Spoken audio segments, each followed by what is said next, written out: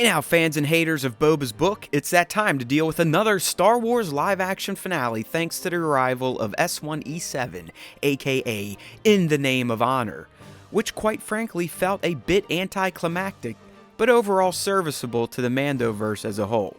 Let's start with breaking down the episode's eggs, Star Wars references, and lack of new cameos. Up first, in which many of us thought would be the arrival of Luke and Grogu, but rather we just got some glamour shots of the most iconic X-Wing in all of Star Wars, Red 5. So there's that. Cad Bane then uses a line Boba used on Casca in Mando Season 2, when he utters something along the lines of a quacta calling a stifling slimy, a play on our own pots calling kettles black saying. The Major Domo drops a Coruscant reference when talking about going to finishing school and learning the art of negotiation. The Freetown fighters roll up in a V-35 Landspeeder, the same model seen in Mos Eisley briefly as Luke and the gang head to Chalam's Cantina. It was also featured in the LEGO Cantina set that released back in 2020. If you were like me and thought that the Scorpionic droids looked like droidicas, then you weren't wrong, as they were developed by the same group who made the smaller rolling balls of shielded death. This droid also appeared as concept art for Attack of the Clones, so John and Dave officially made it canon in this episode. I'll speak more on the Cad and Boba duel, but it clearly was an homage to their deleted scene duel from Clone Wars, and a follow-up to the mission that led to them dueling in said scrapped episodes of TCW. Cad even mentions how he's gotten one over on Boba before, which has to be a reference to the deleted arc that led to their duel in the Clone Wars. If anything, we get to see the plate on Cad's head, which was introduced in Bad Batch as an off-screen nod to the deleted duel, signifying where Boba landed his shot. Cad landed one too, which is supposed to explain the dent on Boba's helmet. Anyone else get some King Kong vibes after the Rancor broke loose and started climbing towers? We just needed Mando to put on a white dress and a blonde wig, and the full Empire State scene would have been realized in Book of Boba. And our last reference is the return of the shifter knob, Grogu's favorite toy and the last remaining part of the Razor Crest.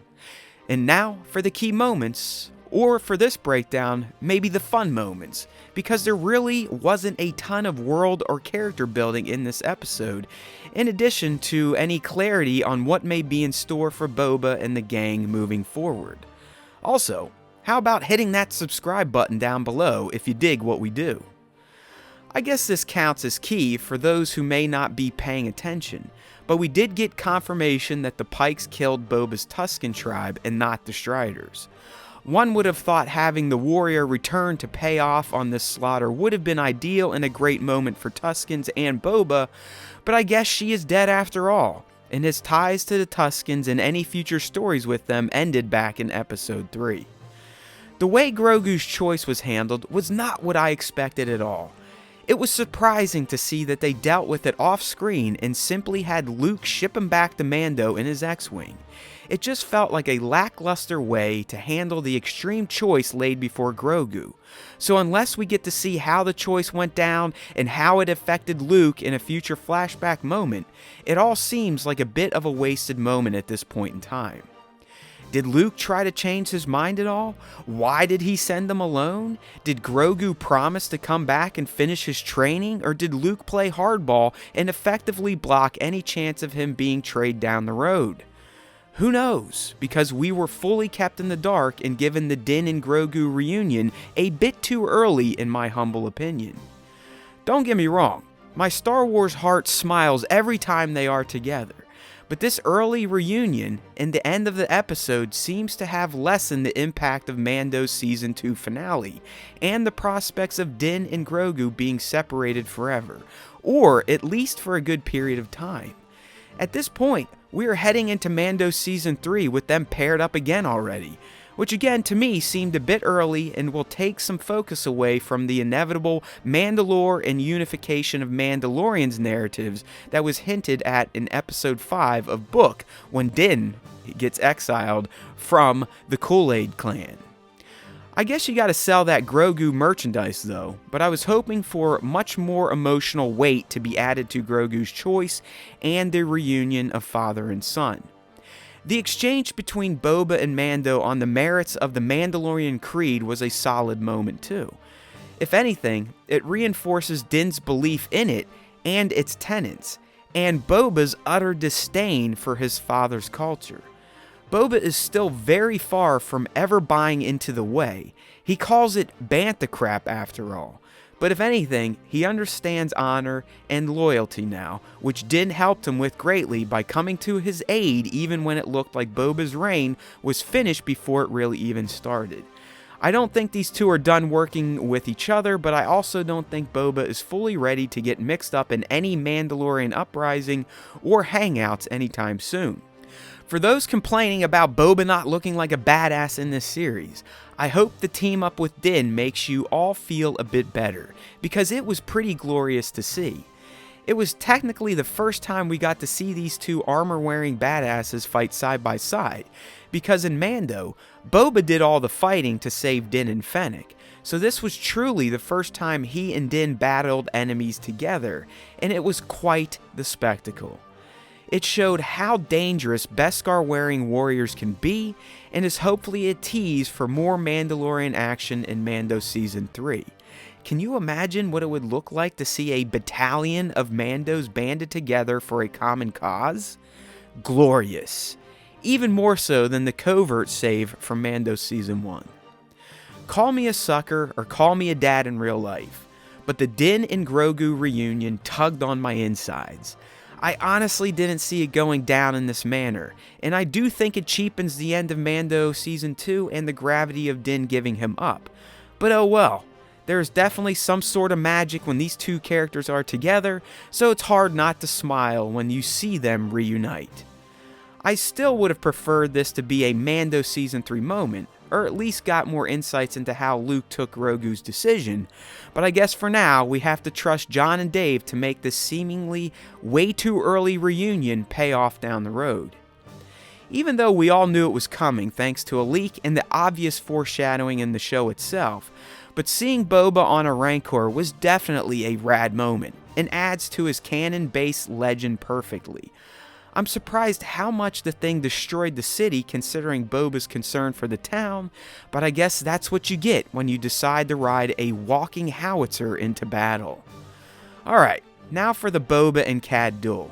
I predicted this last week, but like many of you, I felt there was potential for both of them to make it out alive to set up a solid recurring rival for Boba and possibly Din moving forward. But they went ahead and finally gave us what seems like a resolution to the beef between Cad and Boba, which was initially supposed to play out in the Clone Wars. I do like that Cad still got the upper hand in terms of pure dueling, but the fact that Boba relied on his new melee skills and the ways of the Tuskens to take him out, especially after Cad tried to use his bond with them against him, it just seemed like a fitting way to seemingly kill a big-time character. I will give Cad Nation some hope though, because as the camera pans over his motionless body, you can hear and see a sensor pinging on his chest, so one could speculate that it's some sort of emergency healing function kicking off, or that it's a beacon that went out to someone or some robot named Toto to come and pick his busted ass up for another major healing job. I don't think that sensor beeping was just for fun, so don't sleep on the old blue guy quite yet. Grogu busted out the Force probably too many times in this episode, but you have to appreciate the visuals and the magnitude of him being able to tame a Rancor. He clearly learned more about his potential with Luke, but his two saves also were reminders of his love for Din, as he risked himself against two massive foes in this episode alone to save his big buddy. These two are bound together, if you will, and it seems neither will let fate decide the other's destiny. So the death of Mok Shaiz, the Pike leader, and the heads of the three backstabbing families put the nail in my Crimson Dawn theory and really sucked some of the wind out of this finale. I don't think anyone thought the Pikes would truly be the big bads of this series, but here we are, and they definitely were. it felt like a bit of a missed opportunity by not having a big reveal at the end that another force or faction was behind it all, which could have added to the show's solid run at world building. But alas, John didn't provide a single twist to surprise us or give us something to chew on for potential plot points down the road. Some may have found Grogu in the ship a bit gimmicky, but we all knew we'd see him in the droid pod at some point, and the way it was presented with him forcing Din to hit the go fast button was a fun moment indeed. I was hoping for another jaw-dropping stinger scene that would either reveal a second season of Book or set up a major narrative for Mando Season 3, but all we got was confirmation that Cobb Vanth lived and is healing in Boba's tank with some mods in store for his system. I guess this could be set up for Cobb taking over Boba's rule, which was hinted when Boba and Fennec were talking about how being a benevolent ruler isn't for them after all. But it still felt a bit flat in terms of getting fans excited for what may come next.